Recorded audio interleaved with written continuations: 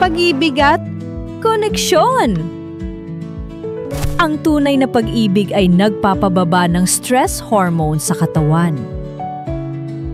Ang paghawak ng kamay ng taong mahal mo ay literal na nagpapakalma sa utak. Kapag inaalala mo ang alaala ninyo, pumabalik ang emosyon sa utak na parang nangyari ulit.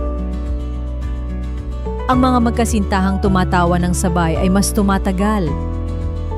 Kahit simpleng text mula sa mahal mo ay nagpapalakas ng immune system. Mahalaga ang shared values kaysa pisikal na atraksyon sa matagalang relasyon.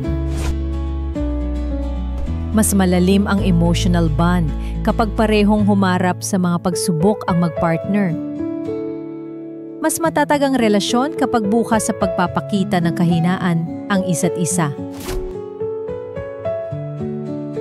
Ang pag-ibig ay kayang baguhin ang pananaw natin sa mundo. Double tap kung naniniwala kang may forever.